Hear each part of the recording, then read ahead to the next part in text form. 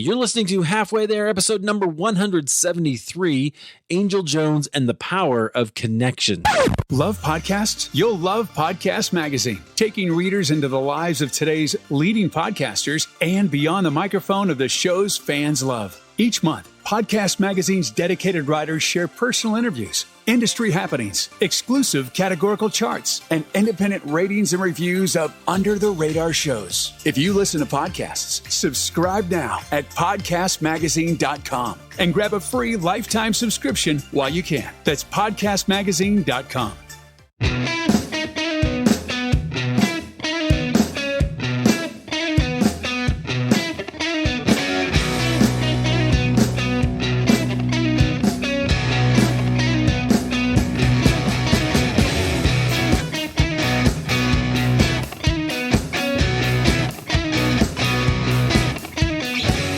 Friends, welcome to Halfway There. This is the show where we have honest conversations with ordinary Christians about today's Christian experience. I love this episode. And before I get into that, I just want to tell you about one thing. So first of all, I just played a commercial, and I haven't ever done that before, but I'll tell you why we played that commercial. Because I have the tremendous privilege and opportunity to be the category director of the religion and spirituality category for Podcast Magazine. I've finished up my writing, featured one of our previous guests, Misty Phillip, in that, and some other people who I'm familiar with. And I want you to go check it out. So they gave us this commercial to toss in our shows, and so I played it for you.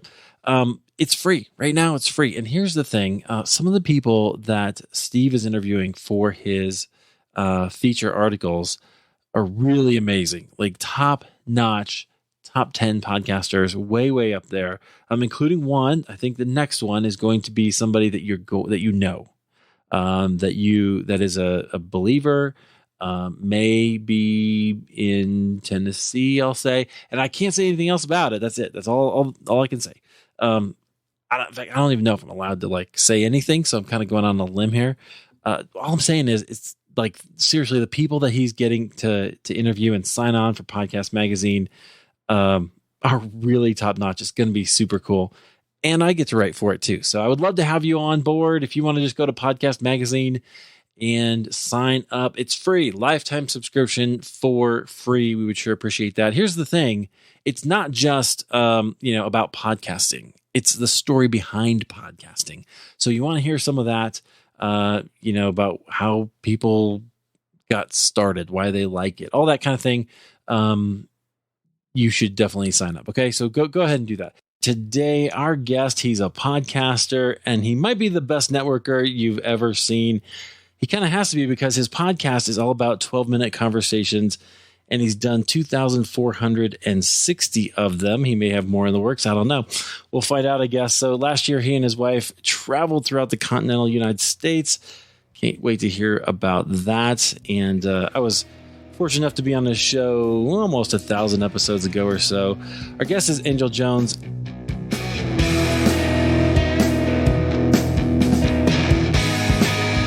Engel, welcome to Halfway There. Well, I am excited. Halfway There. Definitely love the name of this podcast, Eric. It was such a great pleasure to meet you face to face and know that you are a real person, as well as your heart. I mean, I could see your heart through the vocals of our conversation when we did speak, but getting to see you and see your smile and hear you was really, really a fascinating opportunity. So thanks for coming out in Colorado as well. Yeah, thank you. We got to meet at Red Rocks Theater, or Red Rocks in the park there, which is around the theater that most people know, which was really fun. It's a beautiful place to be and just kind of hang out a little bit. Yeah, it was definitely great having a 12-minute conversation face to face. Yeah, that was cool. What inspired that whole thing? Because that was a crazy trip you guys took. Did you go to every state? I can't remember if you hit every state or you went all over.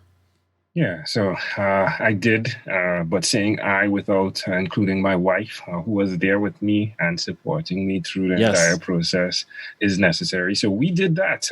We did the 48 states and Canada. Can't forget the Canadians. Yes, we were able to Well, get in there on the eastern side of Canada, Montreal, Toronto, and then the western side, BC, Vancouver, and then come back into the US twice. So it was really, really a fun experience. And of course, with fun comes challenges. So that was in there as well. But yes, my friend, we were actually able to do it. We interviewed 349 people. Some were past podcast guests, some were friends of past podcast guests. So face to face. And what we did that on Facebook Live. And then we archived it on YouTube. So those conversations are there. But what was really great as well, Eric, is I got to speak with some people and interview them off camera. You know, there are some spouses that didn't want to be on camera, but wanted the questions asked of them. So I did have that opportunity. Very cool. Very cool. Well, that's pretty fun. I didn't know that you had done additional interviews, and then also were able to that you had archived those. So I got to figure out. I got to go find those. I'll put those a link to that in the. Yeah, go to YouTube. You could go to YouTube and probably like just type in 12-minute convos. Yeah. 12 MIN convos, and then Eric Nevin, and you'll definitely Eric Nevins. My apologies, and then you'll see that in there. Perfect. Yep, there it is. All right. Well, cool, friends. You guys can do that too. And I'll throw a link, as always, in the show notes at halfwaytherepodcast.com. All right. Well, I want to hear more about your story, brother, because it's fascinating. And I'm guessing it is. I can't wait to hear it. So you are from Trinidad and Tobago. Right. And pronounced Tobago by the Tobagonians, yeah. Tobago. Okay. I've just revealed my Americanness, aren't I? Didn't I? Yeah. I just kind of assume how you say it.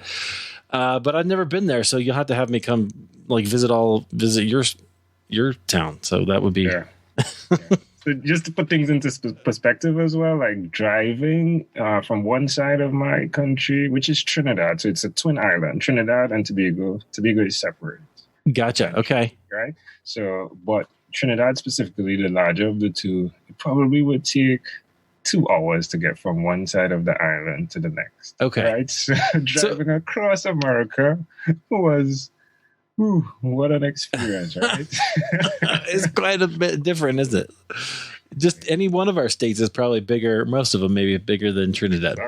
Exactly. So yeah. That was definitely an experience. But yeah. Okay. Well, I'm looking at a map. So, to be honest, I was pretty good in geography as a kid, but haven't looked at this in a long time. So Trinidad is just right off the coast of Venezuela. Yes, east of Venezuela, the most southern island in that archipelago, right, with the Lesser Antilles and the Greater Antilles. So very cool. Like you're coming around that semicircle from Jamaica, and you're coming down Haiti, Dominica, and Barbados is east of us. So Barbados is the most eastern island, and we're south. Is the southern. Okay, cool. Well, it's helpful because I think most of us, I grew up in Iowa, right? So middle of the country. There's just a bunch of islands down there that I can't remember the names of all of them. So that's helpful. Sure. But we'll get you down here. Definitely. I can't wait. Down to the south, yeah. That sounds fantastic. Okay. So what did like in Trinidad? What was it like growing up there? So we grew up in an extended family model where my grandmother lived on the first floor and my father and his family, which at that time was 2 boys, later to be 2 boys and 1 girl, just 12 years after the second, my brother. So it was 3 of us, and we lived to the second level, like the first level then, right? And then the second, I always get tied up with that. So the first level is really on top, right? But it's not a basement. It's just like the ground level then. Let's do ground level, right, Eric? Okay. All right. So we lived at the ground level and my grandparents lived on the first level. And then right next to that property was another property where my aunt and her husband lived. And then right after that was another aunt and her husband. And then at times, now that I look back at it, it's probably transitional times that happened in my aunt's times or uncles, where they would be at home, right? So they moved back in. So just to say that there was always community surrounding me where I lived, because my aunts had children. So at any one time, we would have anywhere between 6 to 8 cousins amongst this property, where everyone is growing and playing and doing crazy things that children shouldn't be doing, right? In the midst of that. So I grew up specifically there, and I call where I live country compared to where the city part of our island is. So we grew up in the country part, and that went with cricket. So cricket is big. We call soccer football here. So football, playing sports, being active was always a major part of our lives growing up. Very cool. So I'm really curious about that. What did you learn from having this sort of really communal life? Timing, how necessary it is to be strong, right? And one of the biggest takeaways for me within that was the drive for my competitiveness. So I had 2 older cousins than me, and then they were like about, again, the ages would mix according to what's happening, right? What season we're in.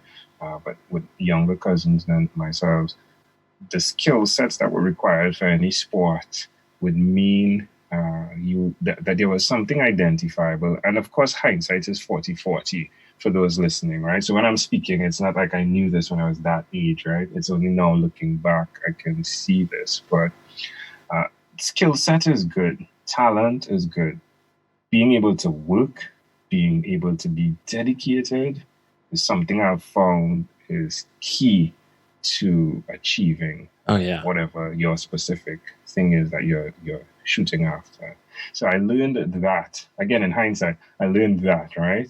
And of course, the power of community. We were confident because within our space that we grew up in, when we were moving, when we were going to the playground, we were always moving as a community, right? There's always a group of us. And that in itself as well, I believe, helps confidence.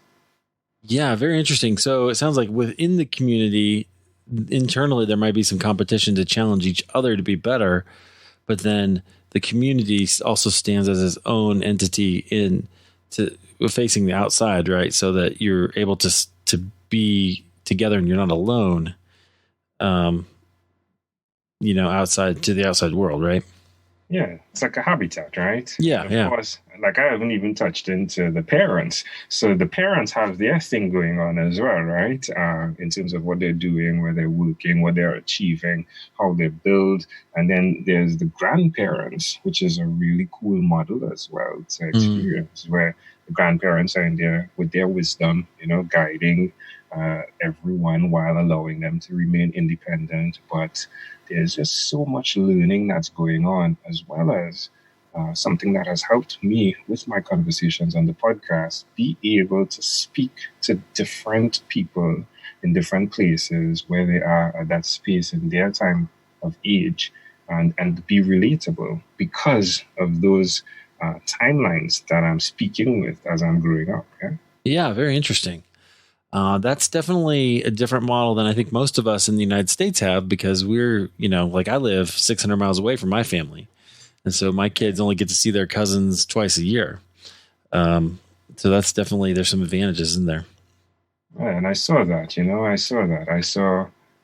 of course I'm coming there and it's culture shock. Yeah. I've been there before, but I never had the opportunity to really drill in and really be able to experience and bounce shoulders with other individuals from a social perspective and understand what's happening, what are the things happening and why. And I think I only saw there was only one family I think we visited, and her great aunt lived probably just like a stone throw away from where she lived. So it was a combined living model. There's a house not too far, just a walkway away. And I only saw that one place. And well, her mother lived with her, but her mother passed. But her mother lived with her, and they had a dwelling space for her attached to the house. But I only saw that one place I visited, one home I visited. Yeah. Yeah, I know of a friend who had it growing up. He bought the house next door to his parents, and they live. Yeah. So it happens, but it's the exception, definitely not the rule. Interesting. Okay, so I'm curious also about the spiritual climate. So what was it like spiritually growing up? So my parents grew up in church. My mother, let's dial into my mother. So my mother's walk with God, her experience with Jesus occurred very young within a family. Again, an extended family. My mother was born in Venezuela, and when she was like 2 years, she came across to Trinidad. Her mother was Trinidadian. She's no longer with us, my grandmother, and her father as well was Trinidadian, but he lived in Venezuela. But she came across, and her encounter with Jesus, a story on her own as well, right? But I think she was always the anchor of my family model for Christianity. So we grew up going to church every Sunday. There was no negotiations. Yeah, right. Church was part of who we were going to be. And my mother as well is a gospel singer. So she didn't just appear in church, she also contributed to what the service would be. So we had that. And again, she was the anchor of our Christianity. And then there's my father. So my father is the guy now who comes into Christianity through my mother. And not that he was not in Christianity, but it was a light thing. It wasn't something he was fully into. Until he met my mother, and he had an experience with God right before something we have in Trinidad, which is very popular, called Carnival. So his story is one where my mother had him visit the church the Carnival Sunday, which is the day right before Carnival Monday. That's when the celebration occurs, right? So he comes to this church service to meet with her. And he has an experience with God where he gives his life to Jesus and accepts Jesus as his personal savior. And the trajectory of his life transforms and changes from then. This is before they're married. They get married, they're Christians, and we are now going to church. I went to church, and I would say I was rebellious come like the teenage years to Christianity at some level. I always had a relationship with God. I believe I hear the voice of God, right? Yeah. Directing me, letting me know that he's there. I think one of the most interesting testimonies I have is that I have never felt as though God has left me. And that's been important. Like, it would bring tears to my eyes to think about not feeling the presence of God in my life, like feeling that it's something, it's like the wind. It's, you feel it, but you can't touch it. And to lose that, that definitely would be saddening. So my rebellious years went on, and I remember my encounter with a guy called. Well, hold on. Let's get into that because I want to talk about that. We can't just pass over all that. So you grew up kind of feeling like you're just going to church, and you were a believer. Did you have any kind of personal experience of God as a kid, or do you just always remember like that's just how it was? I just always knew God. It was a personal experience. It felt so. So the Pentecostals carry this Holy Spirit anointing experience that goes on, right? Very popular in the Caribbean. Okay. Yeah, I was curious about that. If there was a denominational background as well, I didn't know. Yeah, so there's a huge denominational background. So within the religion sections, there's like Catholicism, Pentecostals, Hindus, because there's a East Indian influence in my country. So huge East Indian there's a Syrian influence as well, Chinese, but really from the races, there's Africans, Indians, East Indians, and then you have like Chinese, Syrians, and that goes on. But within the religions, you have the denominations. You have like Catholics, Pentecostals, Presbyterians, and there are other religions like universal churches that occur within that, right? But the associations that are huge are like the Pentecostal Association, the Presbyterians Association, and the Catholics Association. Gotcha. So that's there, yeah. And the religions, so the East Indians predominantly are Hindus, and that has been changing a bit, where you have Hindus that are becoming Christians, and they are the Muslims as well. And it's interesting because Trinidad is a melting pot.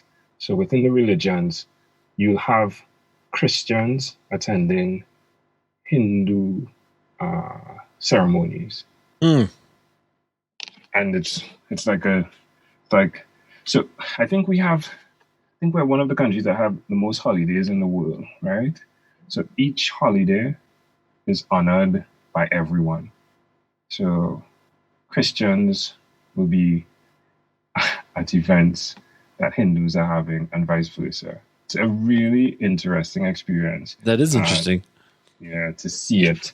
So, and this transcends food, conversations, and yet there isn't a war based on right. religion. Yeah? Yeah, because a lot of places that's not possible. So there are other countries that have such kind of mixes, but they're fighting all the time. So interesting.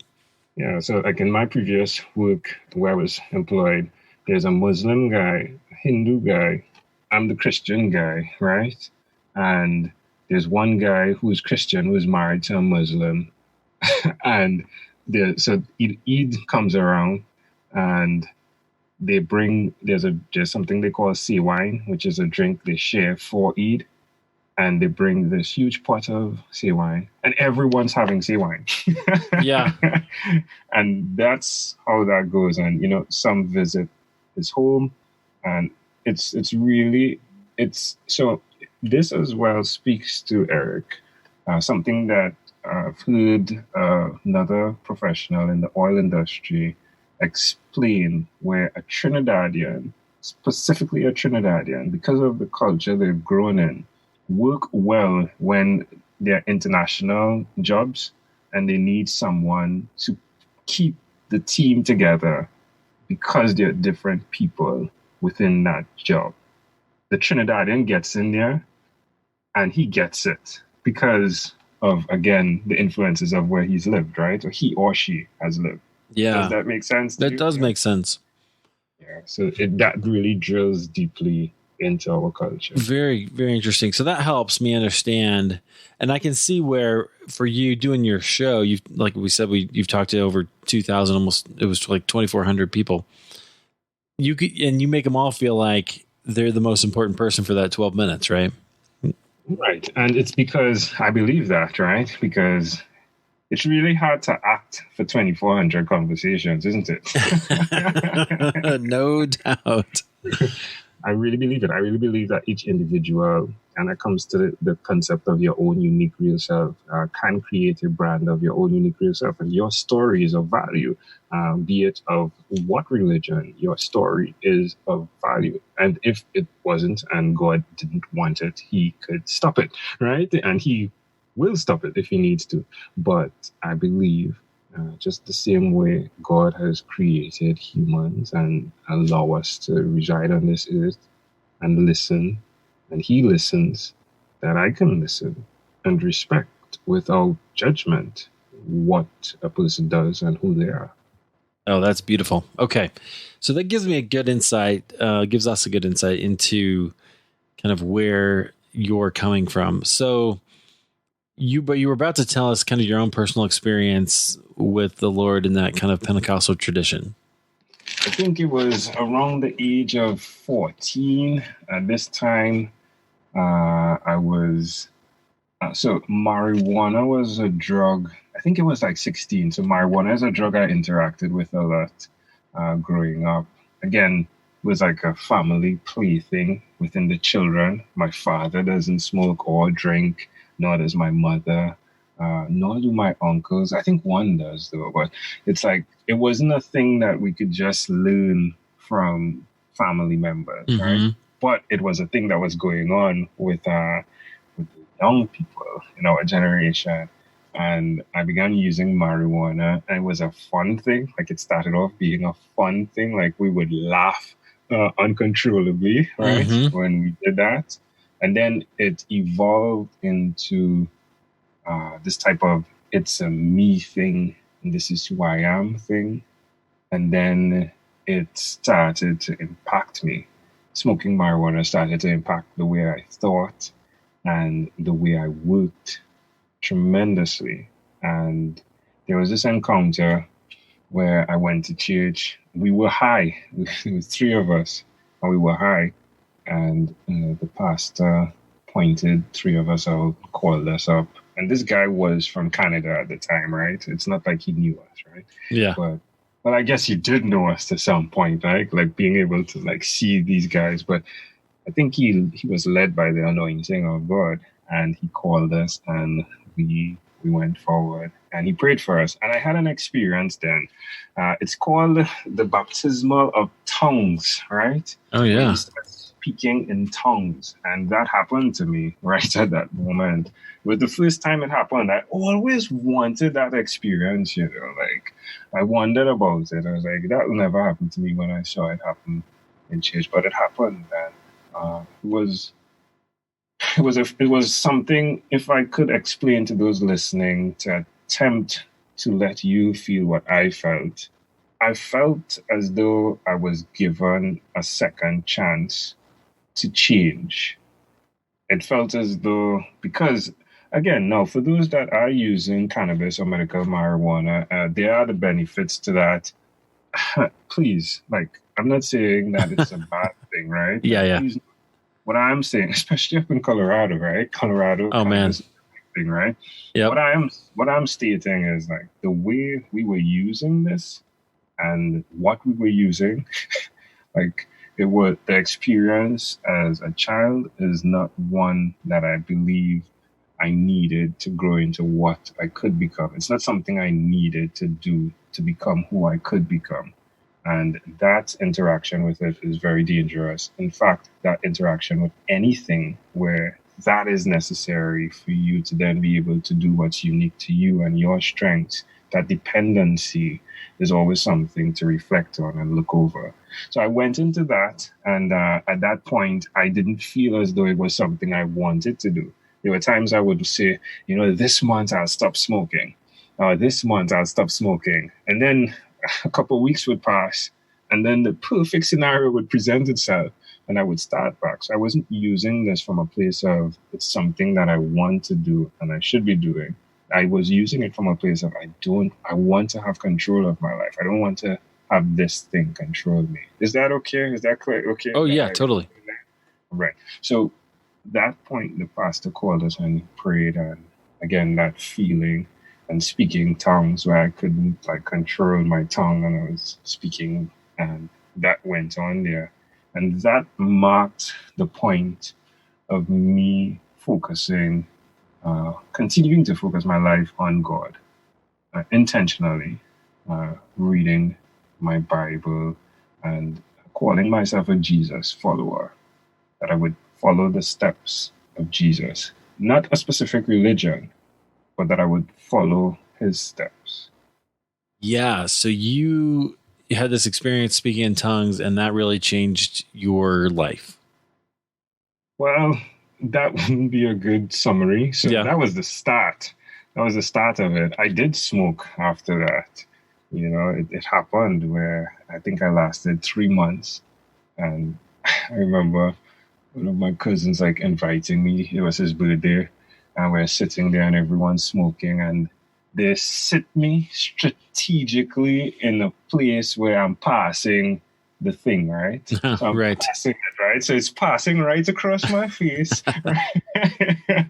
And, I started again. Sure. And then that went into a couple of months again. And then, but again, I eventually got out of it. I stopped, and looking back, I'm glad that I did. Of course, sometimes I wonder, if as an old man, would I pick this thing up again, right? Smoking, because it feels great and it relaxes you. There are many benefits. But again, my goal is that I am independent and that I remain in full control of who I am, specifically for the things I want to achieve. So right now, that is not something I would want to have a habit doing. Yeah, absolutely. That's very, very open. So I appreciate you sharing that. So is it? I'm assuming marijuana is legal there. It is not legal. Oh, So it's that's not. the Okay. other thing. All right. That's another thing. Yeah. Yeah. So that's another thing. So it isn't legal in Trinidad, which is a big thing, right? So I'm literally committing a crime, right? According to the law. I mean, we could fight, right? And we did fight, right? For the conversation of it should be legal and whatnot. But that's the other aspect of it. Like from an integrity perspective, I'm doing something that the law specifically says is illegal and you can be jailed for a very good amount of time. You can be jailed. How do I help my children obey the law, right? When I myself am not obeying the law. Yeah. Okay. So you eventually give that up, it sounds like. That's good. I did. I gave that up. So was that just conviction? You just felt like the Lord is saying I should not do this. Yeah, it felt like conviction. Yeah, you're correct. It did feel like conviction. Yeah, big word. But yeah, it felt as though I should not be doing this thing for where my life is about to be taken. Yeah, gotcha.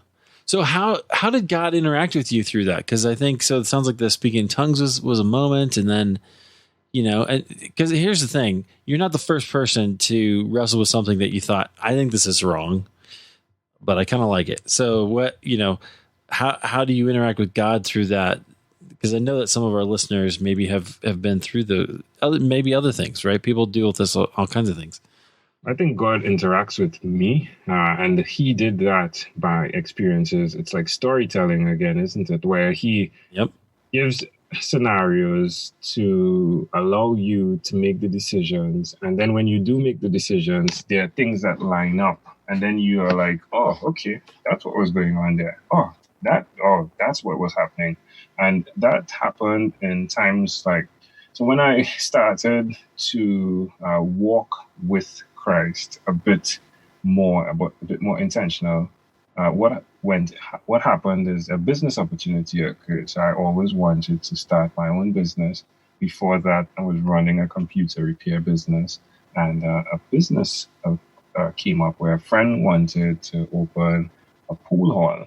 But traditionally in Trinidad, when you think pool hall, I think in the world, right, sure, no, until recent laws with no smoking in pubs, right? But the thing is, when you associated pool with something, it was usually smoking and beers, right? And alcohol, specifically in our culture. So, but I loved playing pool. My father loved playing pool.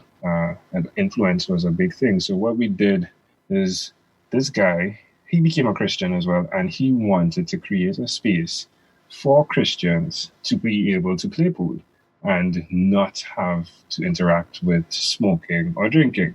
And we built that business. That business was called the Upper Room Entertainment Center. And I think through that, again, because of my experience with the challenge I was having, understanding that providing a place for others who may have that challenge as well through influence, not because they've decided it right out, but through influence, that we were able to create this.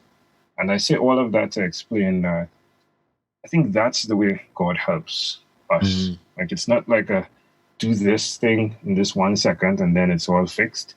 But through the process of providing help for others, we were able to see it's a real thing.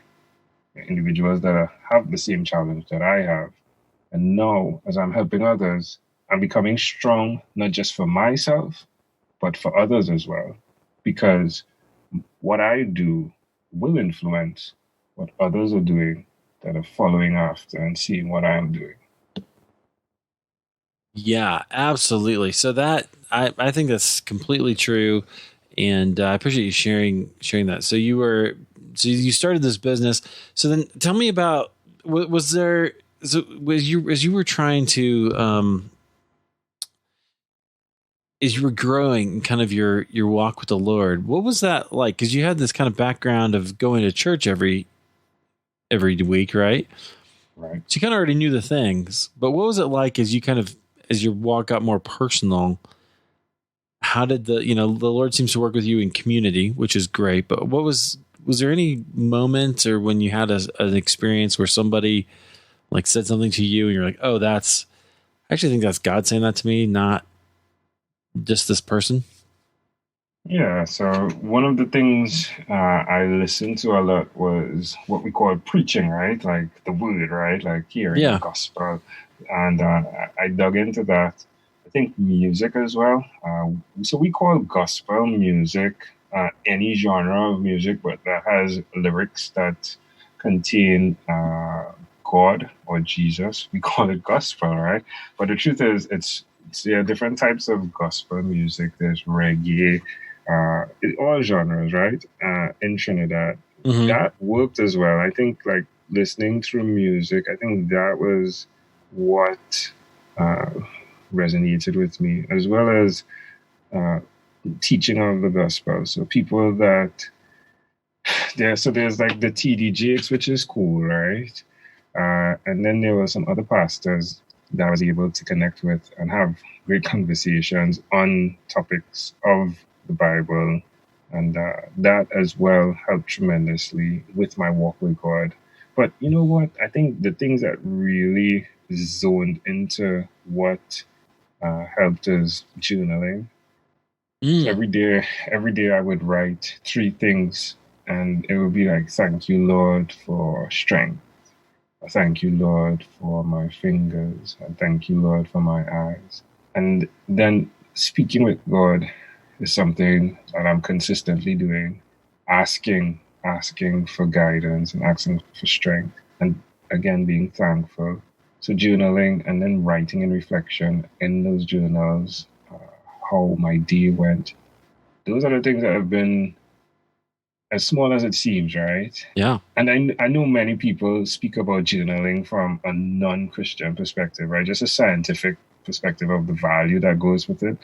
But that has helped me with how I look to God tremendously. And then divine connections. So it's something I would pray for, that I would have divine connections. And it's something that really has occurred when you look over my life. So the company that I was working for went into strike action, and it was supposed to be like 1 week, but it lasted 3 months.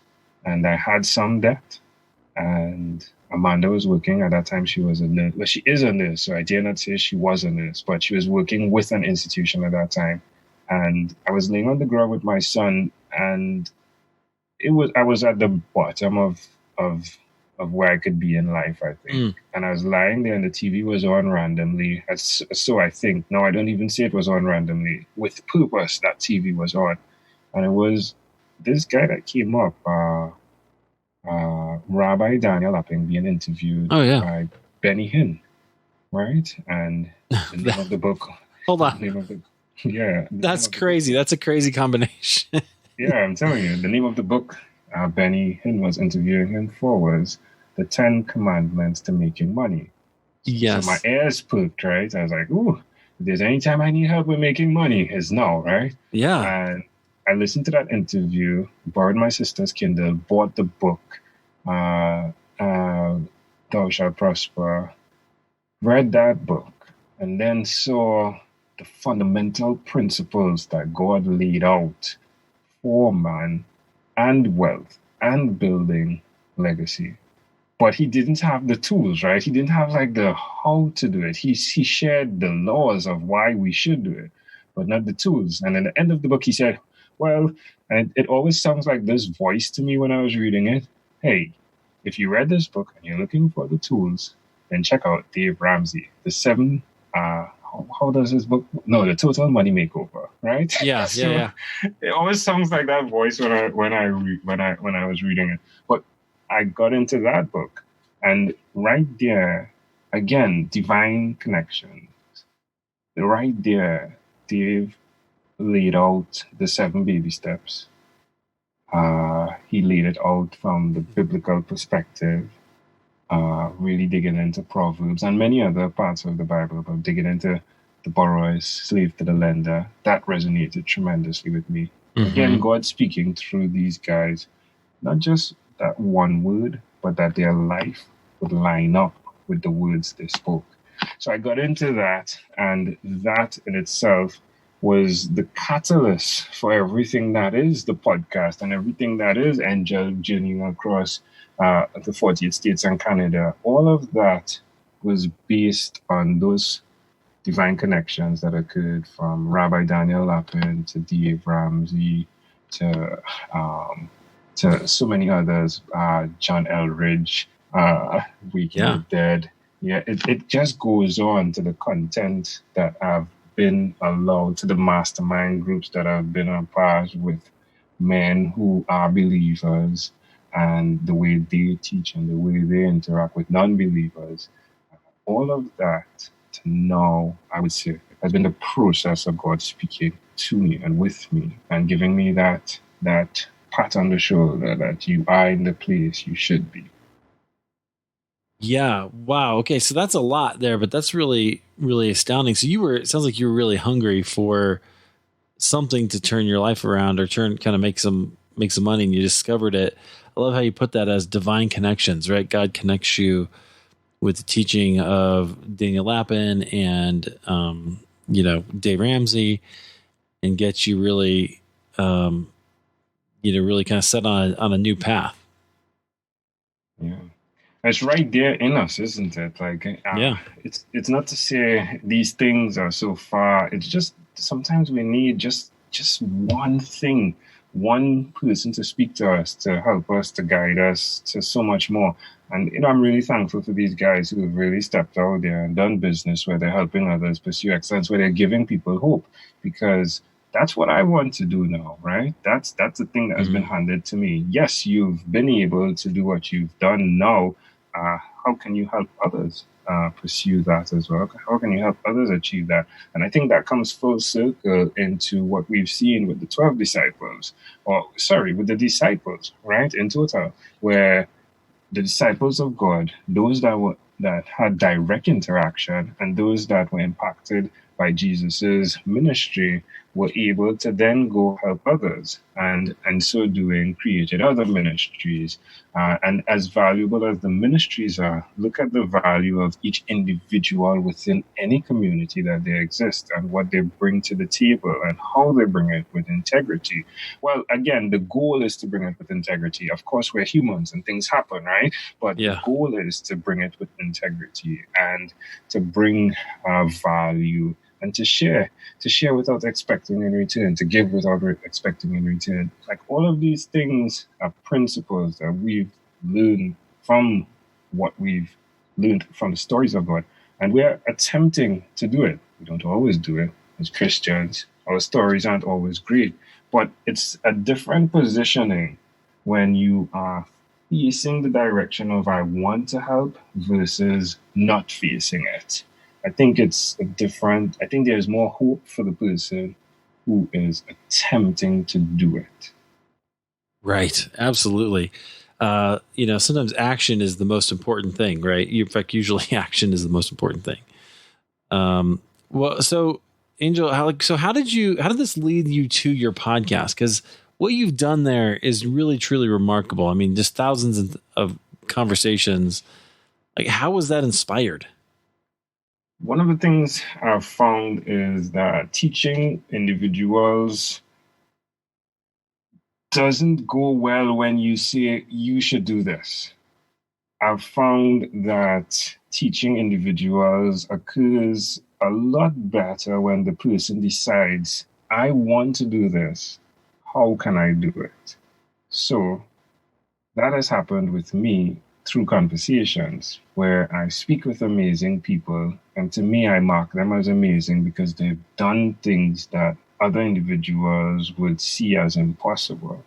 And they've done it despite challenges. When I have a conversation with that person and they inspire me, that sits as part of my DNA now. I wanted to give people an insight to those conversations. And it happened with me during conferences, like I'd attend conferences, and you have a small window of time, right, to speak with someone. So, of course, you want to speak and you want to get out that thing that could bring the inspiration. How did you do this? Or what are your challenges?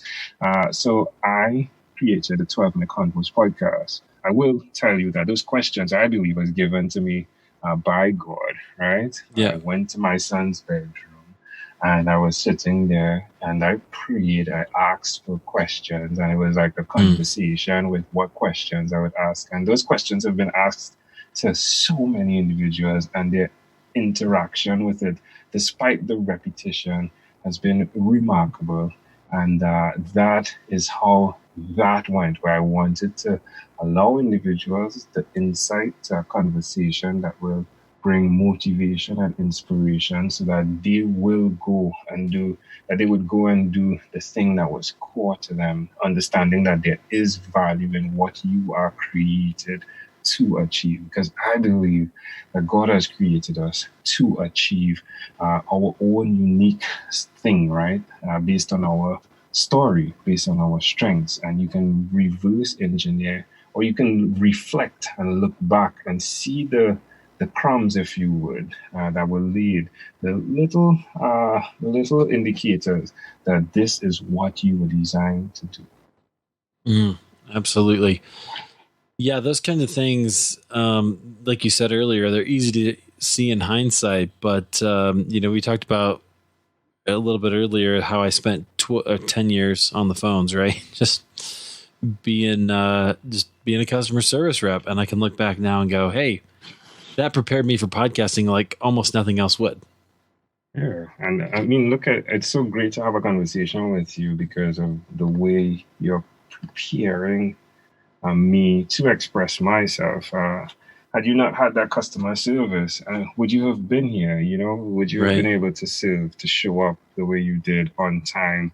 Would that have been possible? So it's really important, again, folks, to, I think, get someone that has been through the journey to help you see things that you may not see as well. I think that's very important, be it a mentor, be it a friend who is older than you, a coach. It's very, very important, I've found, to do that, because sometimes we just don't see it, right? Like it's challenging to see your own story sometimes. Yeah, well, sometimes you're right. We need somebody to come along and say, wait, do you know how incredible that is? Yes. Like that's really unusual what you're able to do there. And I appreciate it. Yeah, definitely. Angel, so do you have any, you probably get asked this question all the time, but I'm going to ask it because I just want to know, what have you learned through doing your podcast? And like, are there one or two principles you've taken away from it? My friend, my life has been transformed. One or two principles, my life has been transformed by the conversation. Yeah. Totally transformed. The ability to listen has grown tremendously. The ability to be patient has grown tremendously. I've grown in my order in terms of skills, in terms of keeping order with balance. I've grown in balancing both my personal and my business life. I've learned how to set goals efficiently and effectively. I've learned how to balance life from a mental, spiritual, career, physical, personal, financial, family model, thanks to Zig Ziglar with that. Mm-hmm. I've learned I could just keep going. I've learned small things like how to drive across America. I've learned how to balance fuel while driving. Yeah. I've learned, I've learned more than anything else that there is hope for humanity, and humanity is beautiful. Each individual is indicating to, or they are attempting for the most part to be someone good. There is that. Now there are some people that, their brand is really bad, right? Like, oh my, like they're doing crazy things, right? But I will say that I found even within that person there is a light. There is a light, and to have seen that through the conversations I've had, because I'm having a conversation for 12 minutes. I do not know what the person does after that. Right. But within that time that I'm with that person, it really is a grand opportunity to have had the opportunity, to have the chance to share that light of that person. Yeah, I think that's absolutely tremendous. I find that as well, so I haven't had even like a 20th of the conversations you had, but just being able to hear somebody share their story or share a little bit of it is a tremendous privilege. And you can't help but walk away from that changed, right? So I can't imagine how changed you've been over 2,000 plus conversations. Yeah, and again, it has changed my family. My sons are better for it. My wife, oh my, it has transformed her life. We've been married for 12 years. We've been together for like 19. But looking back at how the podcast has impacted us, and to see what we've been able to accomplish. And she's a Christian as well, so we're both Christians, and I'm really thankful to God for giving me this opportunity in life to be able to fulfill this purpose, to share unique narratives and to foster unlimited networks, to build bridges through meaningful conversations. I'm humbled by it. I'm humbled by the opportunity, and I just want to continue doing that. So my prayer is that I remain humble and that I remain focused, because there's one life, and I'm almost halfway there, right? Well, I think I'll be like 36 at the time of this recording, right? Okay, yeah. So yeah. Well, you never know, but I guess part of my point is, hey, we're always going to be growing. You can't exhaust the knowledge of an infant God, so we will always be growing, regardless of whether we're now or in eternity. Love it. I love that.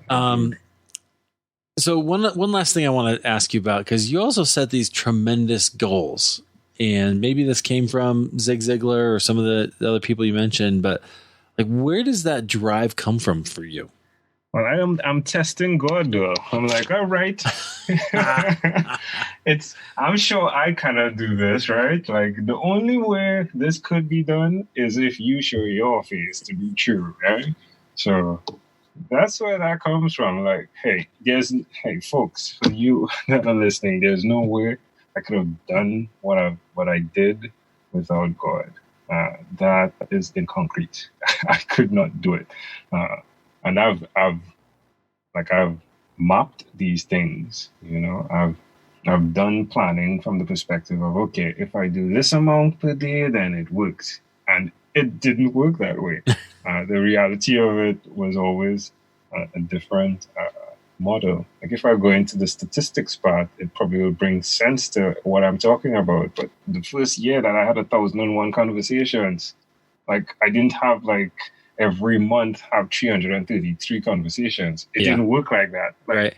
I had just a couple in the first month, and then just a couple in the second month, and then almost 700 in the third month.